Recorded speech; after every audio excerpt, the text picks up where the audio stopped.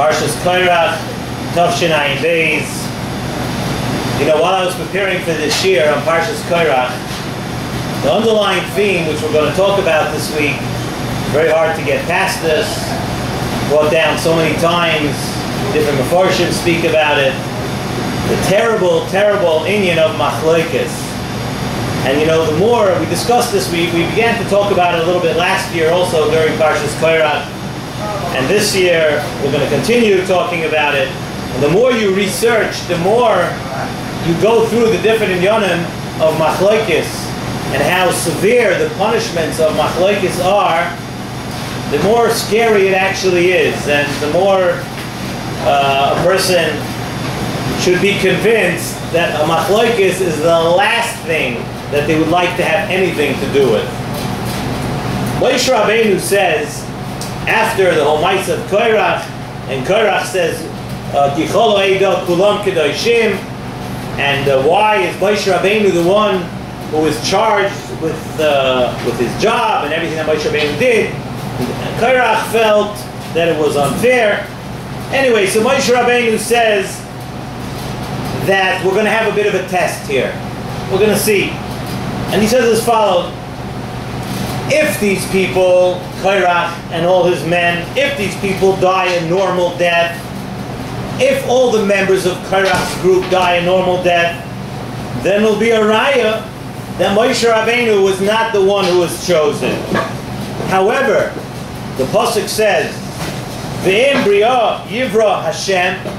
If HaKadosh Baruch Hu is going to create something here, Ufotzeso ha'adomo espia, the earth will open its mouth, so to speak. Uvola oisam v'yaskol asher lohem, and it will swallow Korach and his whole entourage, plus v'yaskol asher lohem, everything that they own. V'yordu chayim she'ola, and they will go down into the ground, go down alive. V'datem, then we will know that Moshe Rabbeinu is the one who is really supposed to be and is justifiably the leader of Klal Yisrael. The first thing, the Nesivas Shalom asks a question that really should be pashut to all of us. The pasuk says that V'im bria yivra Hashem, if Hashem is going to create something new over here, why would no einish that we had ever discussed in the Torah before? We discussed skila, sreifa, herek, chenek, whatever it was, Mises Bezdin, other Mises, Kores. Why did we have to create something? Was there no punishment in the Torah that was good enough for Korach, that could have worked out for Korach? That in Bria Yivra Hashem, HaKadosh Baruch Hu has to create something new which never happened in the world to punish Korach? Why could no other punishment be enough? In other words, why was it different here? You know, why was this a totally different situation that nothing would have worked? Another question: why do we say that everything that belonged to Korach and everybody in the party, why do we say that everything had to go with them? It's brought down in the Mefarshim say, brought down in Midrashim, that they weren't allowed to touch anything, any belonging. It says if there was a machat somewhere, if someone had a needle, that one of these people owned the needle, it would find its way from wherever it was and roll into the ground and go down with them.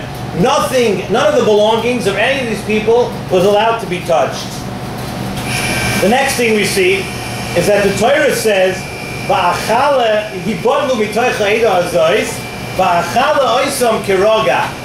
I'm going to destroy them in a second. That they'll all be destroyed in a second. And that's another thing we don't find anywhere in the Torah. Why was it that everything had to be destroyed in 1 second, right now? Their belongings, whatever they had, their children, their families, babies, everything had to go down this second. So of course, the answer is that it is different. But let's look at a medrash. The medrash says, "Boy urei kama kosha machlokes." Come and see how severe, how bad machlokes is. Zok the medrash. Bezdin shalmata. Bezdin shalmata punishes. When does Bezdin shalmata punish? When someone's a gadol. When someone becomes a gadol, he's 13 years old. Or when a girl is 12 years old, then Beis Din Shalmata could punish. Beis Din Shalmaila is a little bit different.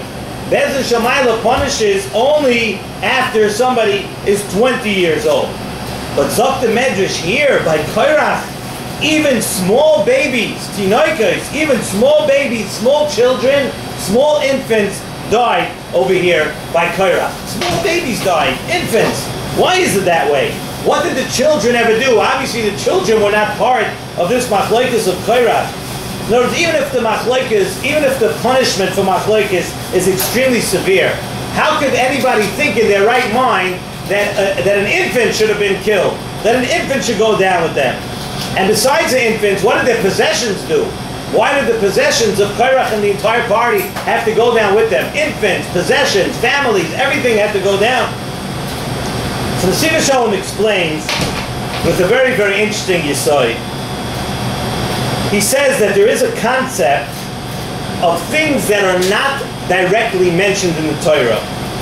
They're not exactly, you won't find them spelled out in the Torah. Yet, it is possible that the punishment for something not mentioned explicitly in the Torah could be worse than any aver in the Torah, Zok Nesivas Shalom. And one such glaring example is this, is the example of this week's Parsha, the example of machlokes. Machlokes is something which you don't see in the Torah, that there's a Parsha of machlokes, Vaydaber Hashem El Moshe Lemor, thou shalt not do machlokes. We don't see such a thing. Yet, machlokes is an example, one of the examples, of something that is not explicitly written in the Torah, yet the punishment, HaKadosh Baruch Hu sees it as more severe than anything else, other things that are written in the Torah. And really, Zok Nesivas Shalom, he speaks about this in a few different places. It should make a person stop and think very, very long and hard before he becomes involved in any aspect of machlokes. You know, a lot of times people, you want to take sides. Like we've said in the past, Avada l'shem shamayim. People only do things l'shem shamayim, and we're going to defend the covet of this person. And everybody has, these are all atzas yetzer hara.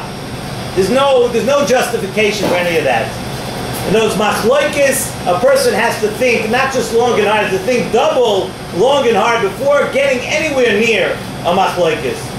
Chazal tell us, the Gemara Masechta Sanhedrin Daf Kuf Yud Amud Aleph. Kol ha-choylek al rabbi, anybody who's choylek on his Rebbe, ke-choylek al Shechina. That's the Gemara in Sanhedrin Kuf Yud Amud Aleph. Peladik Gemara. Think a second. L'chayra, how can you compare, as great as a Rebbe might be, but how can you compare Rabbi and Shechina? Why is it that if somebody is choylek on his Rebbe, if someone's choylek on his Rebbe, then it's like he's choylek on the Shechina? Why should it be?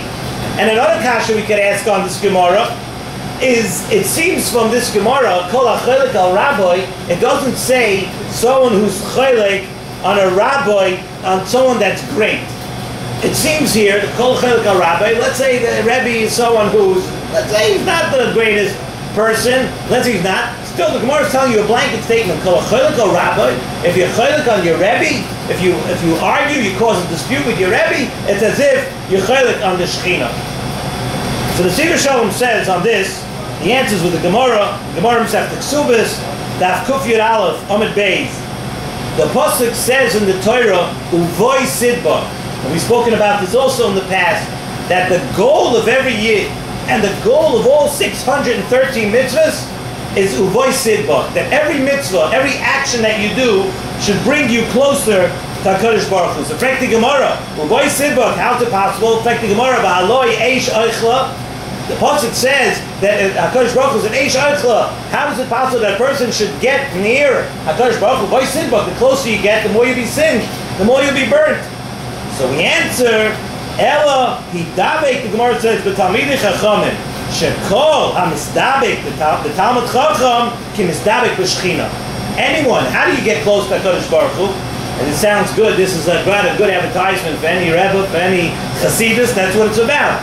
In other words, you're looking for a way to come close to HaKadosh Baruch Hu. The way to come close to HaKadosh Baruch Hu is to be misdabek yourself with a tzaddik, with a Talmud Chacham, because the person cannot bring himself close to HaKadosh Baruch Hu. That doesn't allow. the Gemara says, you bring yourself close to a Talmud Chacham, that's how you get closer to the Shekhinah. So we see from here that there are things which bring us closer to HaKadosh Baruch Hu, and whatever you do to make yourself close to HaKadosh Baruch Hu, that's very chashuv. On the other hand, up in the Nesivas Shalom, we see that there are things that come along in life that distance a person from HaKadosh Baruch Hu.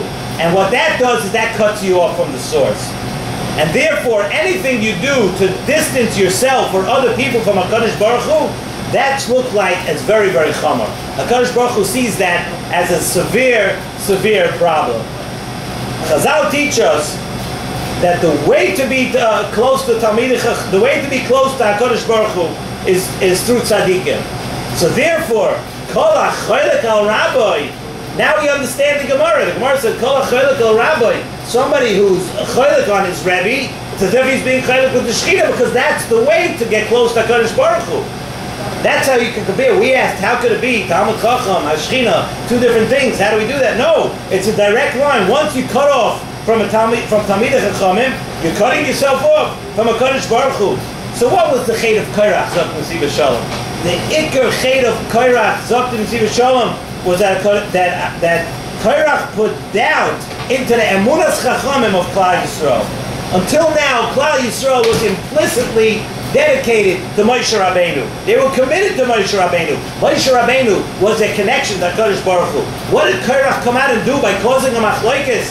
Korach put doubt in their minds, in their emunas chachamim.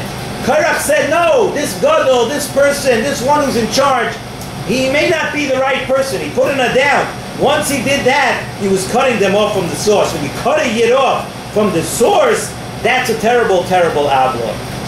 Therefore, we asked the question at the beginning, why HaKadosh Baruch Hu had to create a new punishment. No punishment was enough. That's right. There was no punishment in the world known for cutting a yid off from the source. This is the first time that it happened. There was no punishment. HaKadosh Baruch Hu didn't have a punishment big enough or severe enough for a person who causes a machlokes and thereby cuts a yid off from Talmidei Chachamim, thereby cutting them off. They become estranged from HaKadosh Baruch Hu. By the fact that the children died and the infants died, and we said that even the tools of people went down with them, the Torah is teaching us a very important lesson. We asked, how is it possible? Which thinking mind could think that an infant should be punished along with Korach? How does that work? Zok the Nesivas Shalom or Yisai, that it wasn't an einish. Avada, if it went together einshin, if it was a punishment, there's no way that the infant should have been punished with Korach. How do you punish an infant? An infant's 3 days old. What did he ever do? What did he do? Zok the Nesivas Shalom that machlokes is like a contagious machla. The infants and children didn't die because it was an einish. Because they don't deserve einshin. They're not bar einshin. They're not in the parsha of einshin. But machlokes is a contagious machla. And a contagious machla, everything that's associated, sai infants, sai children, sai belongings. If a person, you go to a hospital and they have a room that's cordoned off, and nobody's allowed to go there, and everything's covered, and anything that ends up in that room, they incinerate it. It's thrown away, because if it's something's contagious, you have to cut, you have to burn, you have to take everything away. Everything has to go. And that's why the children and infants were punished also. And therefore, Zok Nesivas Shalom, the pasuk says, "Va'achala oisam keroga," in one rega, because if I leave it around any longer, somebody else is going to get sick from this machlokes.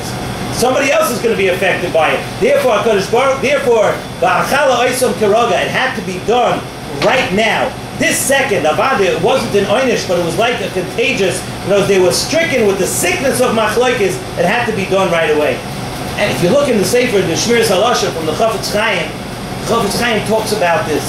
Geferlich, Chafetz Chaim talks about it very much.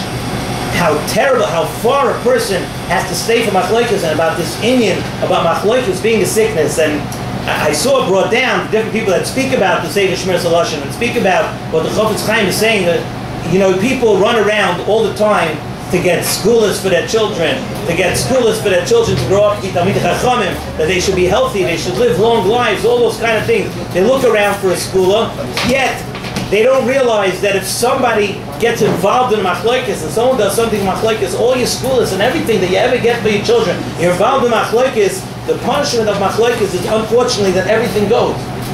People want to know, people want to know why there's poverty sometimes, why the economy crashes, why everything goes down. Because people's belongings get punished.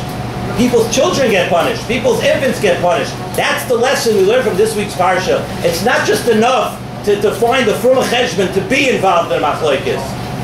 The lesson from this week's Parsha, the lesson from Korach is to understand how severe Machlokes is. How a person has to run the other way, close his ears, and run as far as he can from ever being involved in Machlokes. And Taka, we should be Zoicha, those that understand, everybody, that we should Taka go the opposite way. To be Oyev Shalom, Roidev Shalom, stay away from Machlokes. That should Taka bring Shalom Yisrael.